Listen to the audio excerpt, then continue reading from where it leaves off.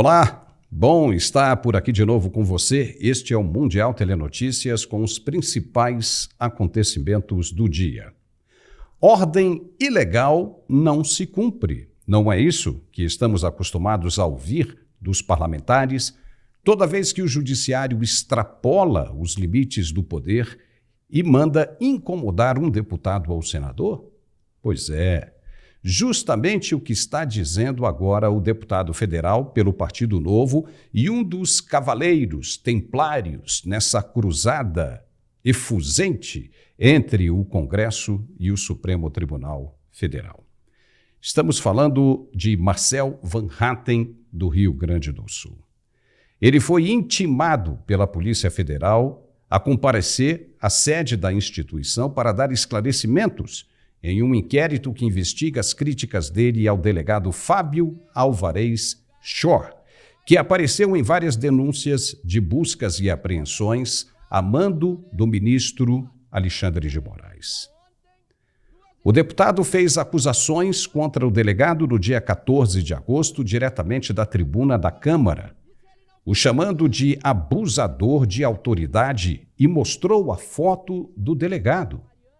Van Hatten agiu de acordo com o que está descrito no artigo 53 da Constituição Federal, que atesta a imunidade do parlamentar para quaisquer palavras e opiniões.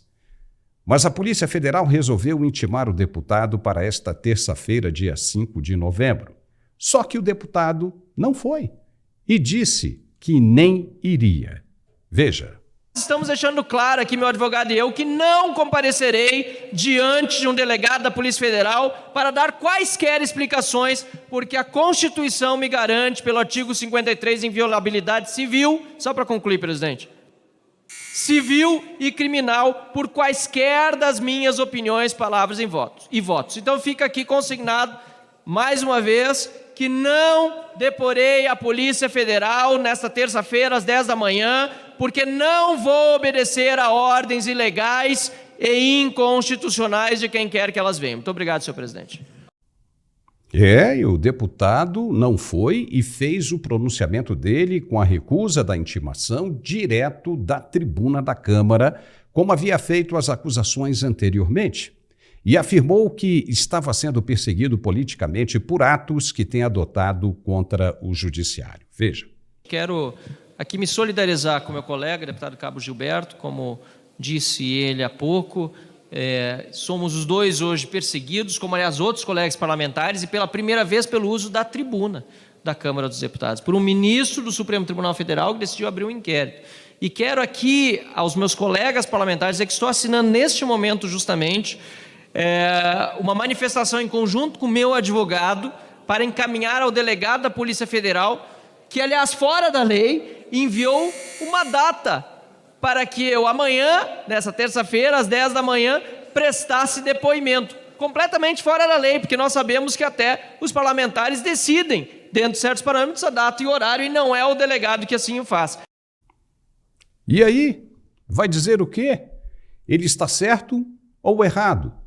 A Constituição garante a ele essa prerrogativa. O artigo 53 não deixa dúvida alguma, mas se alguém ainda tem, então também tem o dever, a obrigação de mostrar onde está escrito o que ele não pode fazer. Aonde está? Infelizmente, ao que parece, não basta apenas dizer que a imunidade do parlamentar não garante a ele isso ou aquilo. Tem de estar escrito. E nenhum magistrado pode entender apenas da sua própria cabeça que os discursos estão extrapolando a lei. Tem de estar escrito em algum lugar, até mesmo para que não haja dúvidas de interpretação. Porque se não está escrito e o magistrado diz que é proibido e parte para uma punição, quem está descumprindo a lei é ele, o magistrado, e não o acusado, o parlamentar, entendeu? É ou não é? Qualquer um pode ver isso? Se o que está escrito é outra coisa e o magistrado diz que não pode, então ele é quem está legislando, criando leis, regras e normas com a sua própria caneta. Mas ele pode fazer isso? Não pode. A Constituição apenas atribui essa prerrogativa aos cargos eletivos, então o que está acontecendo no Brasil? Aonde querem chegar com tudo isso? O ministro Flávio Dino, por exemplo, citou a inteligência artificial da Meta para defender limites à liberdade de expressão. Nesta mesma segunda-feira, que o deputado Marcel Van Hatten fez o pronunciamento dele, o ministro usou as redes sociais para reforçar a ideia de que a liberdade de expressão tem limites. Ok, queremos acreditar nele, mas da onde o ministro tirou isso, além do que já é previsto no Código Penal brasileiro? Queremos que nos mostre, até mesmo para que não falemos besteiras. Ou seja, para quem se sente incomodado com o que o outro diz, seja verbal, presencial ou em uma rede social, sei lá, existe a lei que trata de calúnia e difamação. É só entrar na justiça. No caso contra o deputado, se alguém se sentir ofendido, tem de esperar pelo fim do mandato dele. O que ele falou no exercício de suas atribuições como parlamentar no plenário da Câmara, que é o foro devido para esse tipo de manifestação. E foi uma denúncia daquilo que ele achou irregular, está no papel dele, é um deputado federal. A regulação das mídias já é feita pelo que está na lei, pelo que já existe. Não há necessidade de um ministro do Judiciário tentar ser legislador e fazer valer até monocraticamente as suas próprias vontades. Isso não é permitido em um Estado democrático de direito, não é? Mas está todo mundo querendo criar normas e diminuir o papel dos congressistas. Se continuar assim, não haverá mais a necessidade de votar para o Congresso Nacional nas próximas eleições. Eleger um deputado ou um senador, para quê? Se eles não podem representar o povo, não podem criar leis que o judiciário proíbe, dizendo que é inconstitucional e coisa e tal, para que então votar nesses caras? Me diga. O deputado Van Hatten disse que quem decide hora e data é o parlamentar, e não um delegado de polícia. Flávio Dino está confundindo os papéis. Acho que, por causa do tempo que ele passou como parlamentar no Congresso Nacional, ainda está achando que pode fazer leis como antes. Não pode. E alguém tem de acordar ele para essa nova realidade. Se quisesse continuar representando o povo de seu estado, que não tivesse aceito o convite para ingressar no Supremo, porque ali ele não pode fazer o que fazia no Congresso. Inclusive, distribuir emendas parlamentares que ele também tinha direito. Entendeu? A realidade agora é bem diferente. Imagine as vezes que ele foi convocado a comparecer no Congresso Nacional, principalmente na CPI do dia 8 de janeiro, pelos deputados, enquanto era ministro da Justiça e não compareceu. Não seria a mesma coisa da intimação do deputado Van Hatten agora? E qual a razão para essa confusão toda? A intromissão dos poderes, um querendo ser mais forte do que o outro. E, nesse caso, infelizmente, o judiciário tentando impor regras inconstitucionais aos integrantes de outro poder, ou não. É claro que isso jamais vai acabar bem. Está havendo, neste momento, uma medição de força. Se o judiciário ganha, então acabou a atribuição constitucional. Ou se acabaram as atribuições constitucionais. Vai valer as interpretações dos ministros. Agora, se ganha o Congresso Nacional, o Judiciário e o Executivo se sentem ameaçados no plano de governo que se comprometeram em nome da garantia da democracia. E como vai ficar isso agora?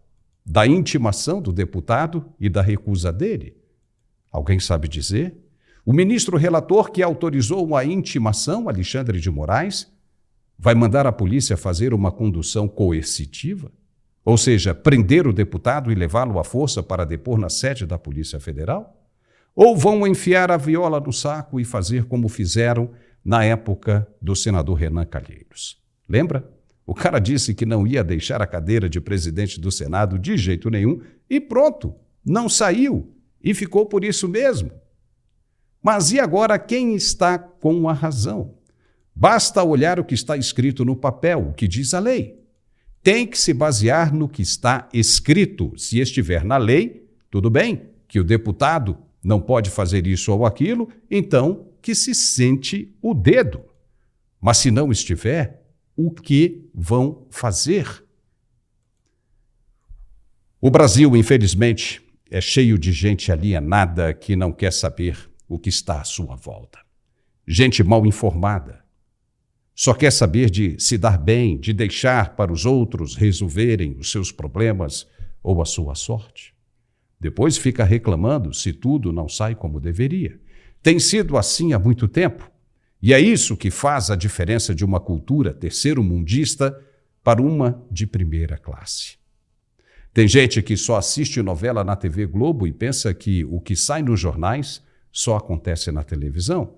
Depois vai pastar, como consequência dessa estupidez de não querer evoluir, de se informar e tomar posição sobre o que nos cerca.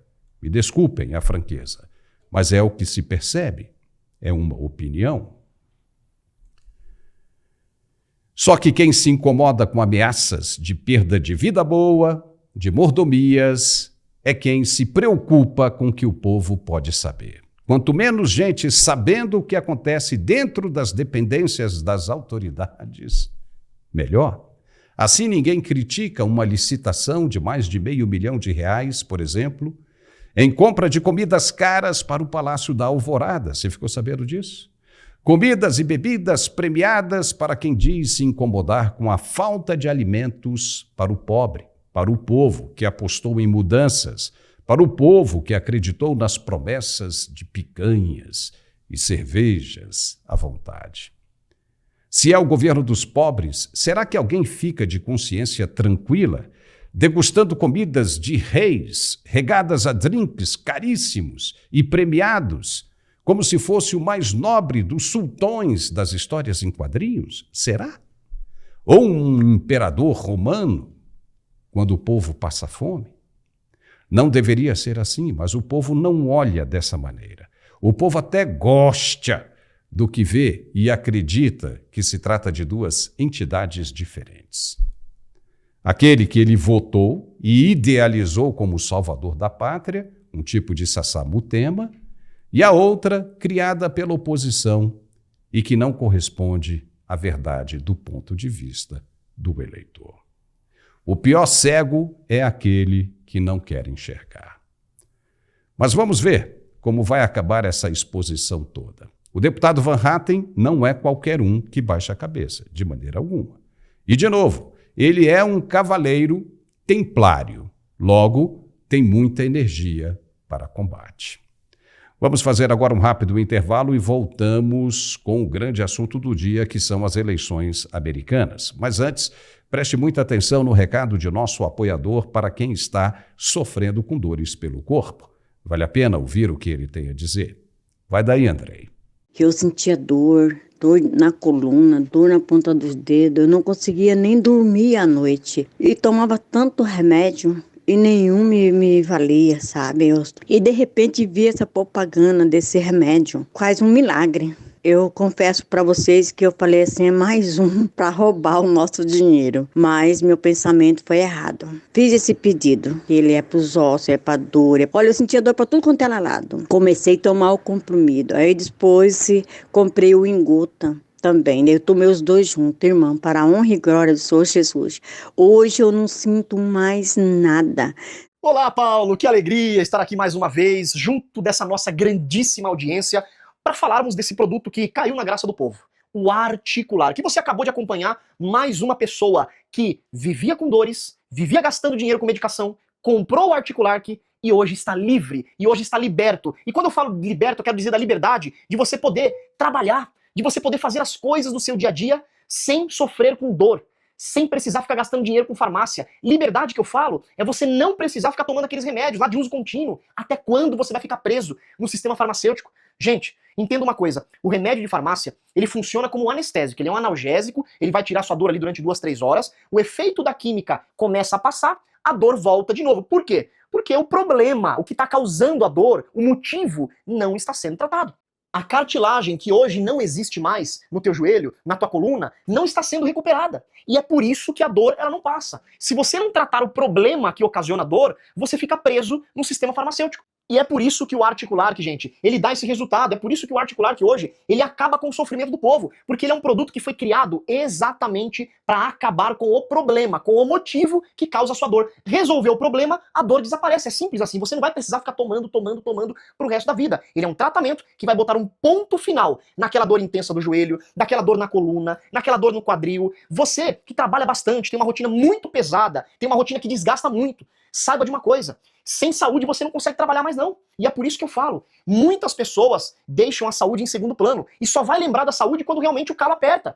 E o que eu quero te dizer é que eu também já passei por isso. Gente, pra quem não me conhece, eu sou o André Andrade, eu sou o diretor aqui da empresa, eu quem desenvolvi o Articular e eu falo pra você, eu desenvolvi esse produto depois de uma necessidade que eu também tive. Eu tive um problema muito sério com o meu joelho esquerdo, eu tive condromalácia e artrose. Pra quem tem, sabe o que eu tô falando. Gente, uma dor terrível. Eu não conseguia fazer absolutamente nada, nem o meu carro eu conseguia dirigir. Só pra você ter uma noção, não conseguia trabalhar. E todos os medicamentos que eu tomei, desde o Dipirona Dorflex até uma codeína, um tramal, uma morfina, não resolveu mais. É o que eu falo, o corpo ele se acostuma com a química e chega uma hora que não faz mais efeito. E o ortopedista ele falou pra mim, Andrei, para de tomar esses remédios de medicação forte. Vamos fazer um tratamento que realmente funciona. Ácido hialurônico, eu não sabia o que era, na época era lançamento. Ácido hialurônico, eu fiz 6 aplicações de ácido hialurônico. E depois dessas 6 infiltrações que eu fiz, a minha vida mudou completamente. Eu falo pra você, gente, só quem sofre com a dor sabe o que a gente passa. Só quem sofre com dor sabe o quanto gasta de dinheiro, de medicação, noites mal dormidas, não consegue trabalhar direito, trabalha estressado, aí pega um trânsito, já fica mais estressado, aí desconta em quem não deve. Gente, é difícil. E é difícil também você ter uma pessoa do seu lado que vive reclamando de dor. Se você tem uma pessoa que está passando por isso, ou você é essa pessoa, use o Articular, gente. Porque dentro da cápsula desse produto tem o mesmo ácido hialurônico. O mesmo ácido hialurônico que foi usado no meu joelho, eu mandei colocar dentro da cápsula. Só que não tem só o ácido hialurônico. Ele tem condroitina, magnésio, cúrcuma, vitamina D, cartilagem C2 e o principal de tudo, que é o ácido hialurônico. Então essa fórmula é uma fórmula que foi muito tempo estudada, testada em diversos organismos e eu falo pra você, nós somos o melhor produto ortopédico do Brasil, segundo a Anvisa e Ministério da Saúde. Por quê? Esse produto ele alcança a maior pontuação de resultado em pouco tempo. É o produto que tem o melhor resultado com menos tempo. E é o que eu costumo dizer, quem tem dor tem pressa, quem tem dor não quer esperar. E se você também não quer esperar e tratar, colocar um ponto final nessa artrite, nessa artrose, nessa bursite, tendinite, fibromialgia, você que não aguenta mais gastar dinheiro com medicação, vamos fazer o seguinte, separa um papel e caneta, porque hoje a promoção está incrível. Eu vou liberar uma promoção incrível hoje e você tem que ligar nesse telefone aqui, ó, que está aparecendo na sua tela. É o 0800 591 4391. 0800 591 4391. A ligação é gratuita. Tem a opção também de você apontar a câmera do seu celular para o QR Code que está aqui abaixo e você cair diretamente no WhatsApp. Então, gente, não perca tempo. Chega de ficar gastando seu dinheiro com farmácia, invista naquilo que realmente funciona, que dá resultado. E aqui nós somos assim, transparente. Colocamos o depoimento, testemunho de pessoas que usam o produto para que você veja que realmente funciona. E que você também vai ser o próximo a mandar o seu depoimento aqui com a gente. Então ligue e peça o seu Articular aqui. 0800 591 4391. 0800 591 4391. E pra quem ligar hoje, vou mandar de presente, começando pelo Ora Pronobis. É o queridinho do povo, todo mundo adora Ora Pronobis. É ótimo pra quem tem diabetes, pressão alta, colesterol, problemas intestinais. Você também que tem problema circulatório, ele é ótimo, gente. É Santa Planta, né? Conhecido como Santa Planta. Ora Pronobis concentrado, é o Gold esse aqui, tá? E ainda recebe também 2 pomadas massageadoras. Gente, são pomadas de fabricação própria, tá? Pomada Ice, que é aquela pomada que você vai usar na manhã, e a pomada Hot, que é a que esquenta, que você passa de noite. Essa que esquenta de noite, gente, é maravilhosa. Ela tem ácido hialurônico dentro da pomada. Gente, é resultado garantido. Pode ter certeza que você vai mudar de vida. E além dessas pomadas, você ainda recebe 2 aparelhos de massagem. O primeiro é aquele tapete que você coloca os pés em cima dele, ele faz 16 tipos de massagem, melhorando a circulação. Quem tem varizes é ótimo. E também recebe o aparelho de massagem, aquele que coloca nas mãos, a pistola massageadora, gente, é maravilhoso, para fazer massagem localizada. Tudo isso recebe na porta de casa. E o pagamento só pro finalzinho do ano. Pagamento pro finalzinho do ano, então aproveita e liga. 0800 591 4391. 0800 591 4391, Paulo! Muito bem, pessoal, já estamos de volta com o nosso programa de análises e opiniões aqui no Mundial Telenotícias. Vamos falar agora do assunto mais importante do dia, que são as eleições americanas. Importante porque elas podem decidir sobre o futuro de muitas nações, não só da Europa, mas como também das Américas. De um lado, o conservador e ex-presidente Donald Trump, que promete acabar com a guerra no leste europeu e colocar ordem no tabuleiro da geopolítica. De outro, a progressista Kamala Harris, que é a favor do aborto e do aumento da presença do Estado no controle da vida do cidadão. Uma terça-feira bem diferente de todas as outras eleições passadas. Eleitores explicaram, nesta terça-feira, em quem estavam votando e por quê, no dia da eleição. Milhões de americanos foram às urnas para escolher entre duas visões bem distintas para o país. The main reason I voted for Donald Trump is because of my faith and my belief that abortion is wrong. I had a personal experience with a child that we almost had to abort, and my Lord and Savior saved him. He's 44 now. I think she fits more what I'm looking for into a leader and stuff like that. I think also more the rhetoric that Trump does is not what I'm looking forward to and stuff like that. I think a lot has changed since he's run for president as far as the discourse between the two parties. And I'm not for that and stuff like that. So that's why I'm more for Kamala and stuff like that. Ok, independentemente de quem vencer, a história será feita. Kamala Harris, 60 anos, a primeira mulher a ocupar a vice-presidência, se tornaria também a primeira mulher negra e americana de origem sul-asiática a vencer a presidência. Já Donald Trump, 78 anos, o único presidente a sofrer impeachment 2 vezes e o primeiro ex-presidente a ser condenado criminalmente, também se tornaria o primeiro presidente a vencer mandatos não consecutivos em mais de um século. E para comentarmos hoje sobre essa eleição histórica, estamos recebendo o professor Alfredo Bessoff. Alfredo, seja muito bem-vindo. O que nós podemos esperar para depois dessa eleição? É com você. Saudações a você, muito obrigado pelo convite. É sempre um motivo de gratidão, satisfação e alegria poder estar acompanhando o Mundial Telenotícias, porque é importantíssimo que nós tenhamos uma perspectiva, Paulo, do mundo, e a partir dessa perspectiva nós possamos fazer algumas leituras também em relação ao Brasil. Eu penso que o que está em jogo lá na eleição dos Estados Unidos é muito mais do que simplesmente a escolha de um novo presidente. Na minha opinião, o que nós estamos tendo é a opção entre um modelo de ver a vida e a liberdade e a democracia e outro modelo que prega o fim da liberdade e da democracia. Portanto, nós estamos tendo um confronto de modelos. Não é trágico, não é nada, digamos, catastrófico pensar nisso. Não. O Donald Trump tenta resgatar um padrão, aquele padrão que nós nos acostumamos a ver, vivenciar e compreender como sendo o padrão dos Estados Unidos. A terra da esperança, a terra onde a lei é exercida e onde a lei é verdadeira. E de outro lado você tem aparentemente, e não só aparentemente, mas por ações mesmo, nos últimos 4 anos, um campo político que defende o fim das fronteiras, praticamente fronteiras abertas, estende que a votação possa ser a qualquer pessoa, independente da sua situação e da regularização da sua situação. Então, o que eu vejo, Paulo, são 2 modelos muito claros e muito definidos. São 2 padrões, Paulo, de Estado. Bom, eu tenho a visão de que quem manteve a competitividade da Kamala Harris foi o instituto, foi o establishment, foi a sucessão de pesquisas. Porque olhando realisticamente, é claro que o Donald Trump tem todas as condições para vencer. A Kamala Harris, ninguém sabe o que ela pensa sobre nada. Talvez tenha sido um equívoco do Trump ele falar demais, mas a Kamala fala de menos. A Kamala não fala nada, não dá entrevista. Ela concede entrevistas, Paulo, mediante roteiro elaborado, definido e negociado. ela não foi, por exemplo, no mais famoso podcast lá dos Estados Unidos, que é o do Joe Rogan, porque ela queria ficar 1 hora em temas já definidos com abordagens pré-determinadas. Então, o que nós estamos tendo é um momento muito revelador e é interessante nós podermos observar que talvez essas sejam as eleições que os brasileiros estejam mais atentos. Dia desses eu coloquei, Paulo, que nós brasileiros estamos num processo de descobertas.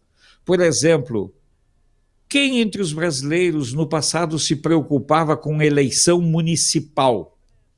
Quem no passado se preocupava com composição do Senado, Paulo?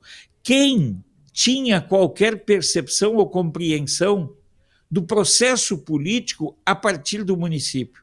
Portanto, essa é uma votação, é uma eleição entre duas formas antagônicas de ver liberdade, de ver o papel do Estado, de ver a questão das fronteiras. E eu digo para vocês, nos 4 anos do governo Trump, não houve um episódio de guerra. Quando o Trump entrega o poder em 2020, eu inclusive fiz um vídeo, gravei, indicando o Trump para o Prêmio Nobel da Paz. Foi o presidente que passou 4 anos, se reuniu com o Kim Jong-un, se reuniu com todo mundo e foi desmontando. Por quê? Porque, historicamente, o Partido Republicano não é o partido que tem uma ligação muito estreita com a indústria da guerra e da morte, que é mais ligada ao Partido Democrata. Agora, no final da tarde, houve uma situação lá nos Estados Unidos, Paulo, que é preciso destacar, enfatizar e reiterar, que lá foi estendido o horário de votação. E é interessante notar que foi estendido até às 22 horas na Pensilvânia, porque teve um problema de software, e aí eles estenderam as votações até às 22 horas. É um dado novo, chegando essa informação, está saindo agora, então nós temos que ter muita atenção, não vamos nos emocionar, vamos avaliar qual é o impacto que isso pode ter para o Brasil, Paulo, que é a pergunta que todo mundo quer fazer. Eu não acredito, o Trump vai ter tantos problemas internos para resolver, tantas questões internas. Os Estados Unidos têm uma bomba relógio, uma bomba social, um orçamento estourado, enfim. Eu não acredito que o Brasil venha a ser prioridade dentro da visão e da perspectiva desse governo do Trump. E vamos ser francos, Paulo, você conhece a realidade americana como poucos brasileiros. Dá para falar com toda tranquilidade. Desde 1959, desde a chegada dos comunistas ao poder em Cuba, o que efetivamente os Estados Unidos fizeram para derrubar o regime comunista de Cuba? Sejamos francos. Os Estados Unidos, tem um embargo. Sejamos, Paulo, as pessoas falam embargo, só babaca usa o embargo como justificativa. Os Estados Unidos exportam frango, exportam carne, exportam remédio. Cara, o que está acontecendo é que os Estados Unidos não fizeram o dever de casa a 190 quilômetros. Cuba está a 190 quilômetros da Bahia ali do sul dos Estados Unidos. Então nós temos que entender que pode ter impacto? Pode. Mas, por exemplo, na situação da Venezuela, olha, os Estados Unidos vão querer continuar comprando gás e petróleo barato da Venezuela. Isso aí é uma coisa real. É uma questão de mercado e de economia, Paulo.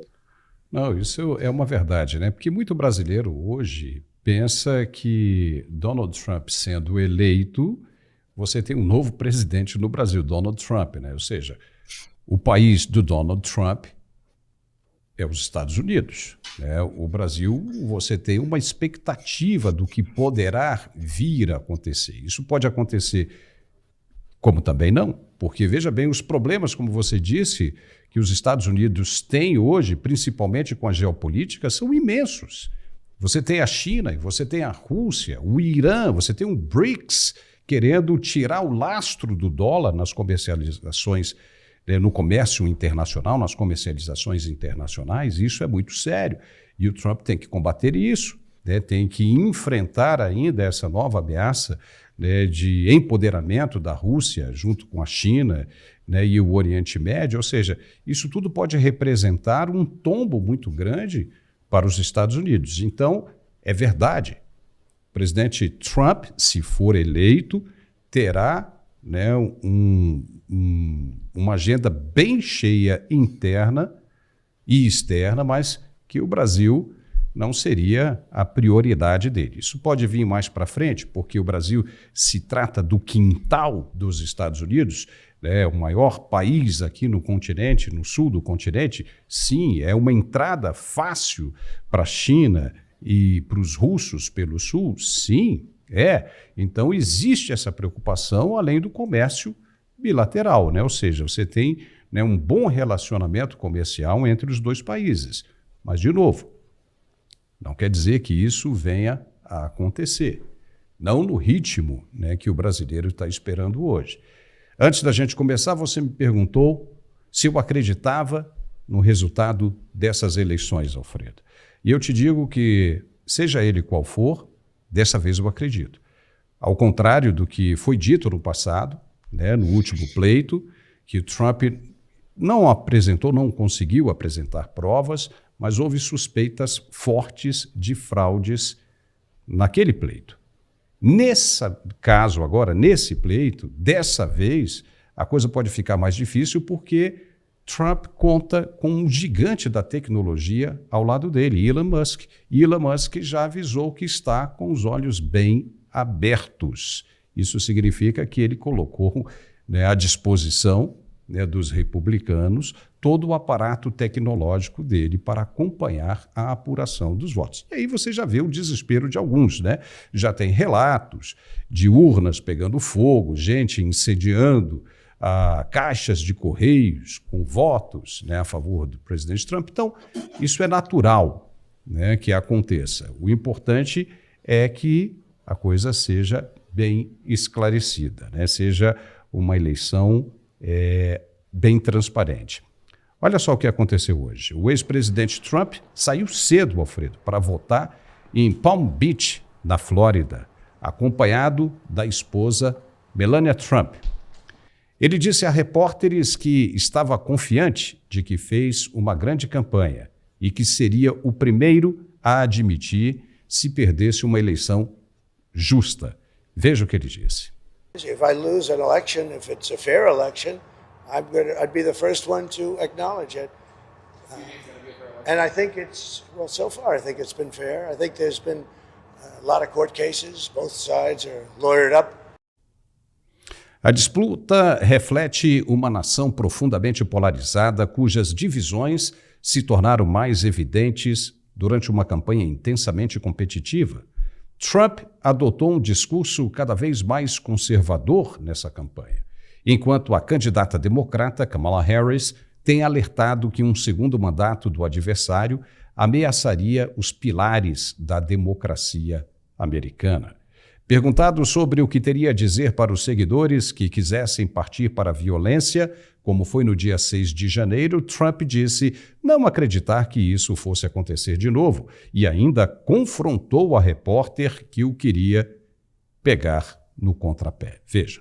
I don't have to tell them that there'll be no violence. Of course there'll be no violence. My supporters are not violent people. I don't have to tell them that. And I certainly don't want any violence, but I certainly don't have to tell. These are great people. These are people that believe in no violence. Unlike your question, you believe in violence. Go ahead.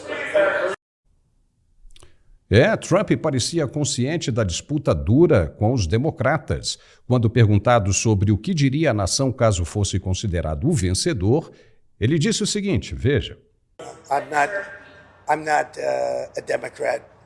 I'm able to make a speech on pretty quick notice. If I win, I know what I'm going to say, and I don't even want to think about the losing part. I would like to tell all of the people that are online to stay online. We have tremendous Republican lines, and I've been asked actually to say it. It takes a while. I'd like to just make the statement that I'd like the Republicans to stay online. Democrats, if they'd like, they can leave. But I'd like the Republicans to stay online. Mais de 80 milhões de americanos já haviam votado antes de terça-feira, seja por correio ou presencialmente. E as filas em várias sessões eleitorais na manhã desta terça-feira estavam curtas e bem organizadas. Já o ex-presidente Barack Obama incentivou os eleitores a irem votar com os amigos e familiares nos candidatos democratas Kamala Harris e Tim Walz. Ele usou as redes sociais para fazer o apelo. Obama ressaltou que esta eleição será disputadíssima, será bem acirrada e que poucos votos podem determinar o resultado. Veja. Folks, this election is going to be close. In some states, just a handful of votes in every precinct could decide the winner. So you need to get out there and vote. So tell your family, talk to your neighbors, make a plan, go to the polls with your friends, and vote. Vote for Kamala Harris and Tim Walz.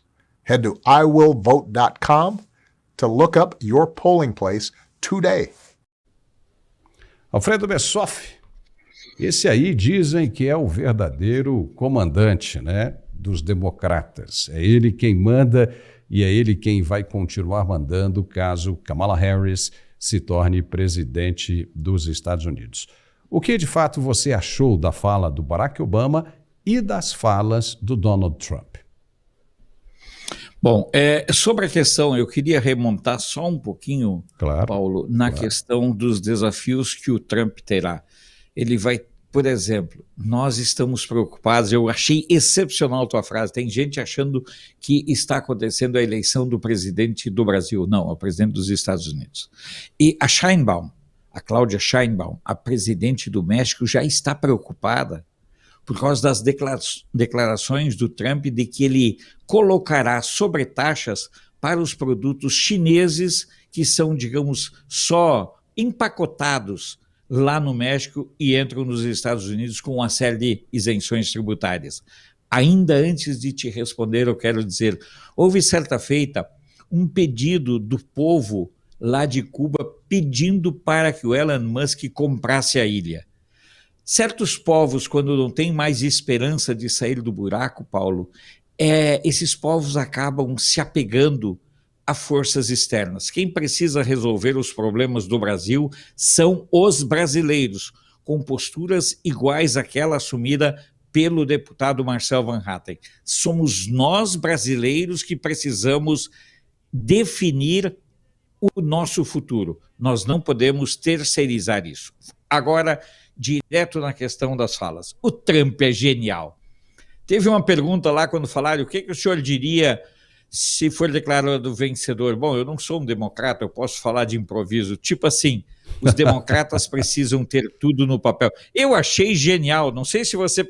Claro que você percebeu esse momento, porque foi assim, foi aquele estalo, olha, eu não sei o que eu vou dizer, eu vou falar de improviso. Quem tem roteiro para falar são os democratas. O Trump de uma serenidade fantástica, porque é impressionante, Paulo, porque eles demonizaram o Trump também para os brasileiros.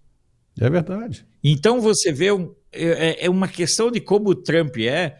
Cara, o Trump não é esse demônio que a mídia transformou, porque a mídia precisa dos demônios para manter o seu culto aos seus próprios demônios.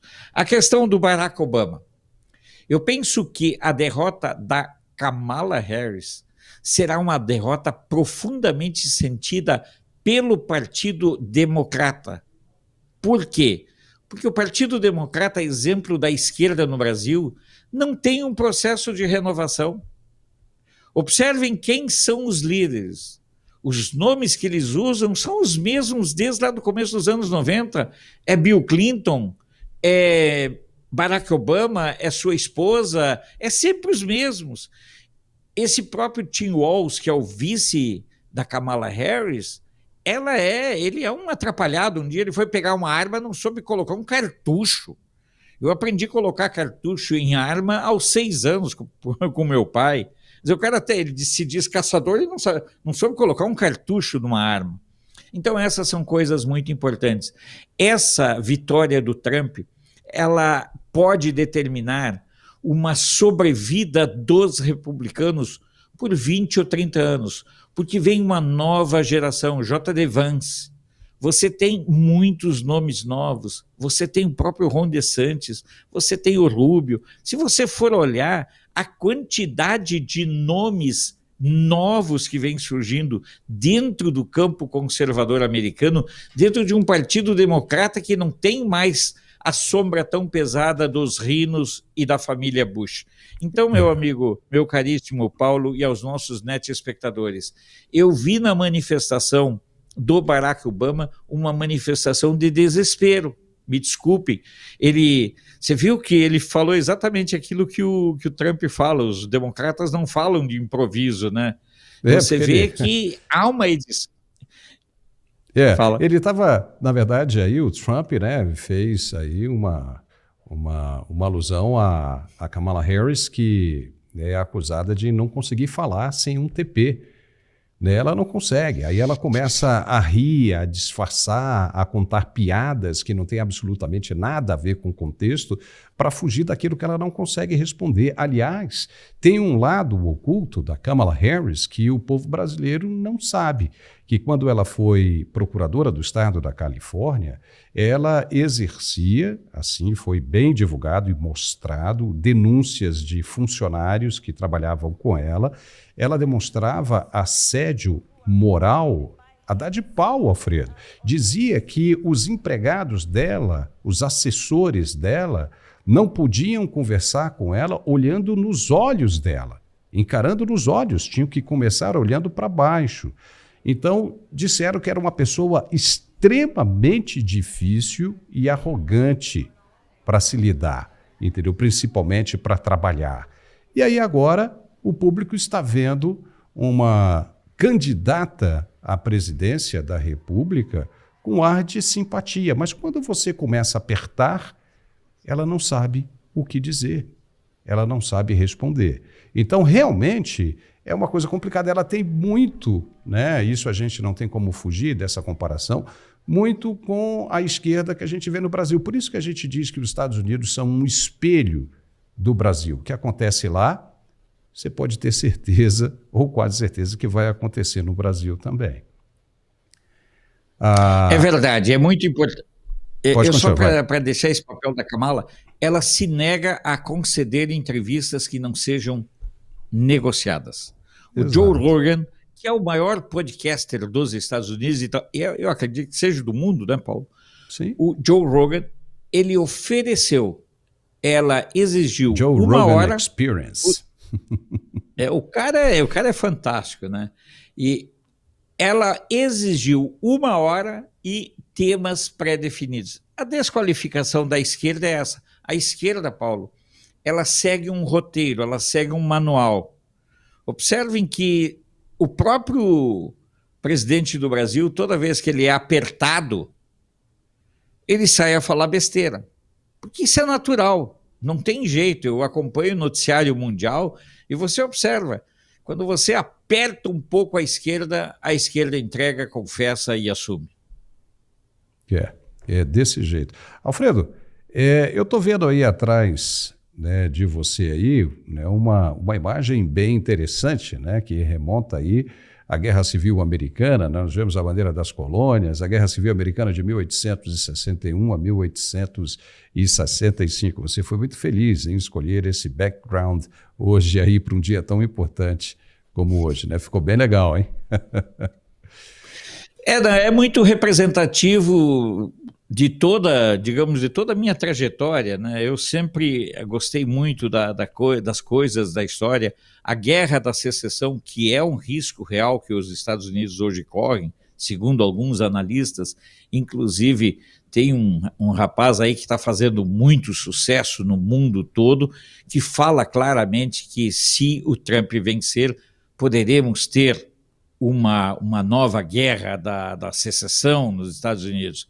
E eu muito porque a guerra da secessão também propiciou o surgimento de um dos maiores poetas norte-americanos, que escreveu um livro chamado Hojas de Hierba, Folhas da Relva. Então é muito, muito interessante.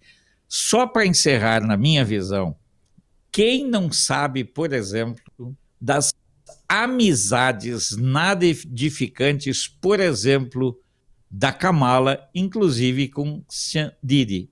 Ela participava de muitas festas. Esses assuntos são...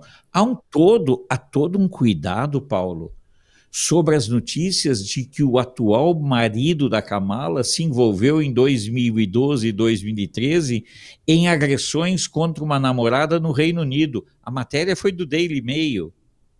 E sumiu essa matéria, o assunto não foi abordado. Quem está colocando essa questão da secessão é o Atos Salomé, que é um cara que é muito, muito respeitado no mundo dos conspiracionistas. Só para ficar registrado isso aí. Agora é o seguinte, se o Donald Trump perde essa oportunidade, ele já está com 78 anos, eu acho que ele já não encara mais, né? Porque depois, quando terminar esse pleito, ele já vai estar com 82 e aí já não vai dar mais para ele, né? Porque já não está dando para o Biden, né? Vai ser difícil ele encarar de novo com esse mesmo vigor, né? Uma tarefa tão dura como essa que é a presidência dos Estados Unidos. Então nós estamos aqui num período, num momento muito crucial, né, Alfredo? De divisão de águas mesmo, né? Numa entre-safra. É bem complicado, porque você tem do lado dos democratas, você tem também, se você acusa que Trump foi condenado por causa disso, porque levou os documentos para a casa dele, documentos classificados, ou seja, aqueles documentos secretos para a casa dele, o Joe Biden fez a mesma coisa, né? E usou isso, pois isso é motivo, né, de muita investigação e os caras tiveram que segurar isso justamente para não atrapalhar essa sucessão presidencial, essa campanha, o envolvimento dele com o filho dele, o Hunter Biden, que teria usado esses documentos secretos para ter benefícios financeiros com países europeus, inclusive com os russos. Então é um negócio extremamente complicado, né? Você ter num momento como esse é um momento, né, bem delicado, que merece realmente muita atenção e espero que as pessoas saibam desse dia, porque termos de fraude eu não acredito que haja, mas é um momento bem difícil. Alfredo, pode falar. Paulo, deixa eu falar, minha opinião. Toda eleição tem fraude, minha opinião. Não existe eleição sem fraude. O que existe é sempre uma tentativa de coibir. Qual é o meio de coibir a fraude? Ampliando os mecanismos de transparência e de verificação dos votos. Pode ter certeza. As notícias das fraudes, inclusive, nas eleições para Papa. Já teve eleição na mesa do Senado que sobrou voto. Então, pessoal, lembre-se do seguinte, não existe eleição 100% honesta. A Geórgia, na Europa, está enfrentando essa questão. Pensar que possamos ter uma eleição 100% honesta é uma esparrela. O que nós precisamos é ampliar os mecanismos de fiscalização, participação e vigilância do voto. Quem garante a honestidade de uma eleição, a justeza de uma eleição, é a participação, a fiscalização, a vigilância, a transparência e a ampla publicidade em todos os seus processos de votação. Concordo plenamente contigo quando você diz que, desta feita, se eles quiserem aplicar o 171 que eles aplicaram em 2020, eles não conseguirão. Não apenas porque Elon Musk, um gigante da tecnologia e da inteligência artificial, trocou de lado, mas porque o próprio Partido Republicano reforçou as suas fragilidades, inclusive incentivando pela primeira vez, Paulo, a votação antecipada. Portanto, meus amigos, eu digo para vocês, não quero decepcionar ninguém, mas sempre há fraude.